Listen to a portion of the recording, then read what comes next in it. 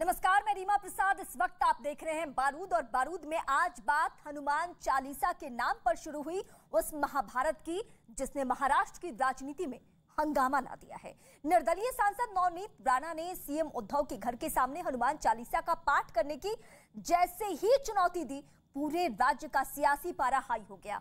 इस गर्मी की चपेट में कौन कौन आएगा, इसी को जानने की कोशिश करेंगे आज हम बारूद डिबेट में।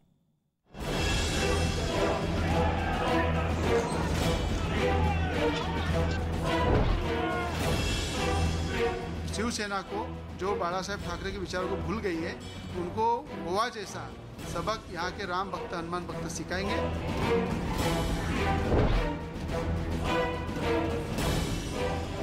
नौटंकी है ना, ये नौटंकी उधर जाके वो राणा पति और पत्नी दो लोग, मानो वो कोई हल्ला करने के लिए आ रहे, हमला करने के लिए आ रहे, इस प्रकार से इतने लोग जमा करना। आज की जो शिवसेना रहेगी वो गुंडों की शिवसेना रह गई है।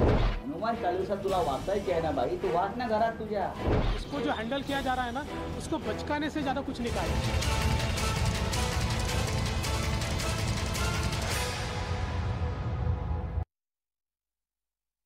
सियासी पारा कैसे गरमाया हुआ है और अलग अलग बयानबाजी क्या है, ये हम आपको बता चुके हैं। तो हनुमान चालीसा पर धुआंधार सियासत शुरू हो चुकी है।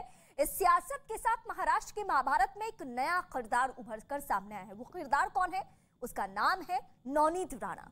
बारूद में बड़ा सवाल यही है कि सांसद नवनीत राणा ने क्यों ठोकी है हनुमान चालीसा के मुद्दे पर ताल। ये सवाल सबसे ज्यादा अहम है और इस वक्त हम इसी का जवाब ढूंढने जा रहे हैं।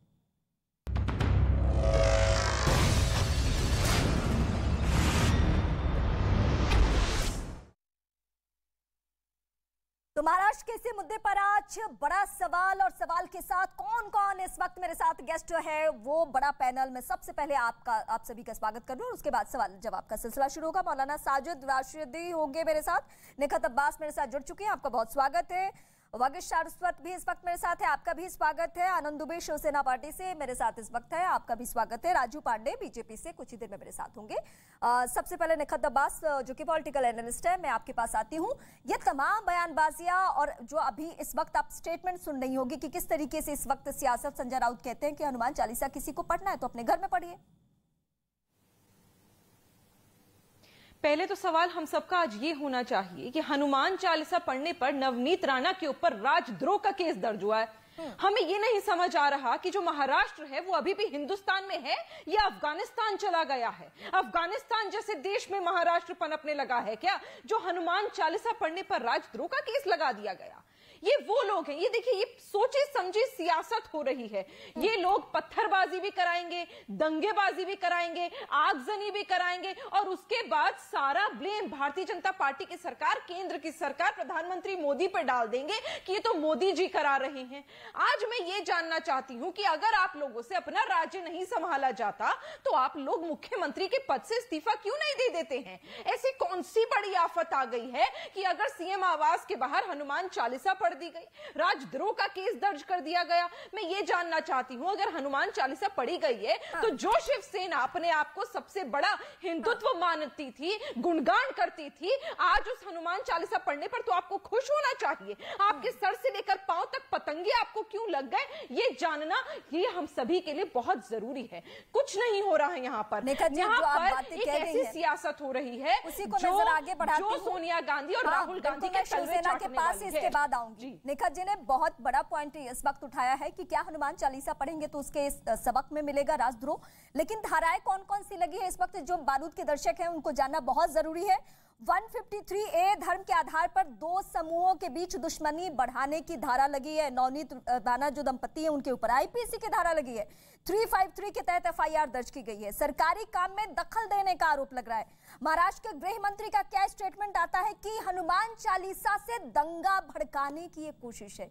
ये इस तरीके से बातें हो रही है और शिवसेना के जो साहब है बोलना चाहते हैं, आप क्या जवाब देंगे इस पे? जी पहले तो नमस्कार। नमस्कार। आपके पास जो समीक्षक आते हैं ये तो बहुत बढ़िया लोग होते हैं, बीजेपी की जरूरत ही नहीं होती, यही लोग आधा काम कर देते हैं। देखिए यहाँ पर इनकी मनसा हनुमान चालीसा पढ़ने की नहीं, सवाल तो इनकी बता रहा हूँ इनकी मनसा हनुमान चालीसा पढ़ने की नहीं है। इनकी मनसा राष्ट्रपति शासन लगाकर इस सरकार को गिराकर रातों रात जोड़ तोड़ करके बीजेपी की सरकार बनाने की है। नहीं तो एक अमरावती की सांसद एक मुख्यमंत्री को यह चेतावनी दे रही हैं कि अगर हनुमान जयंती के दिन आपने अपने घर मातोश्री में हनुमान चालीसा नहीं पाठ किया तो मैं आकर करूंगी, हिम्मत है तो रोक लो।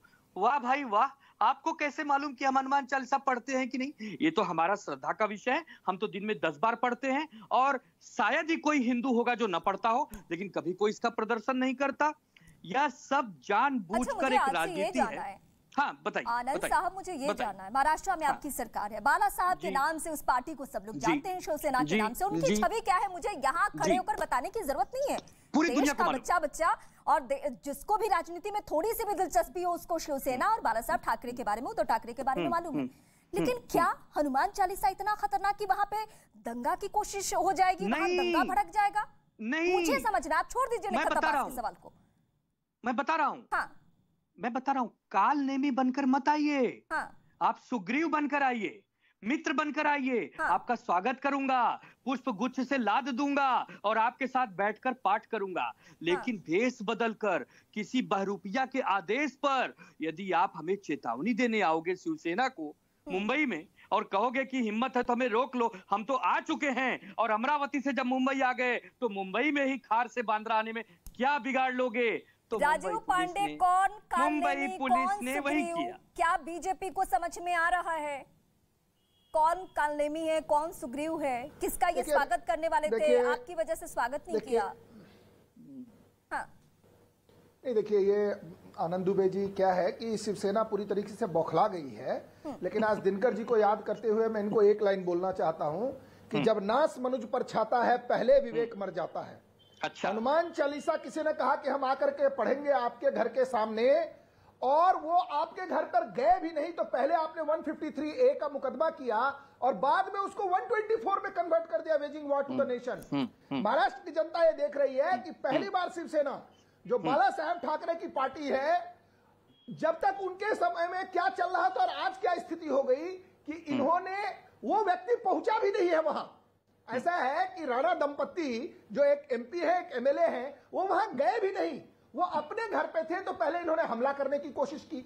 जब ये हमला नहीं कर पाए, वो घर से पुलिस ने उनको रोक दिया तो उनको अरेस्ट करके लाया गया। जब अरेस्ट करके लाया गया तो एक भारतीय जनता पार्टी के सीनियर लीडर जब उनसे मिलने गए तो उन पर पथराव किया गया। देखिए सरकार आपकी है और फाइनली जनता ये देखेगी। और काल नेमी, और आज सुबह में भी एक डिबेट में आप काल नेमी और सुग्रीव का लेते हैं। मेरा ये कहना है अगर आपके दरवाजे पर आकर के कोई हनुमान चालीसा पढ़ दे, वो भी शिवसेना के दरवाजे पे, तो ऐसा क्या मजबूरी है आपको एनसीपी और कांग्रेस से कि आप हनुमान चालीसा का नाम नहीं लेना चाहते हैं? और दूसरी बात, आप सरकार में होने के बावजूद जिस प्रकार से आप लोगों पर हमले करते हैं, मेरी बात सुनिए आनंद जी, आप बोले थे मैंने एक शब्द नहीं बोला। मेरा केवल इतना कहना है, मैं महाराष्ट्र की जनता की तरफ से आप एक सवाल पूछ रहा हूं। आपकी सरकार है ना, तो अगर कोई गलत करता है तो आप मुकदमा करेंगे, आप पत्थरबाजी करेंगे, लोगों पर हमले करेंगे और बोलेंगे कि हम इनको पीटेंगे, हम इनको ये करेंगे। और मेरा ये कहना है, ये लार्जर क्वेश्चन है रीमा जी, जो भारतीय जनता पार्टी ने उठाया, जो मनसे ने उठाया है सवाल, यह मुंबई के हेल्थ पर अटैक कर रही है, क्योंकि शिवसेना आज के डेट में कंप्लीटली कांग्रेस और एनसीपी के इशारे पर काम कर रही है।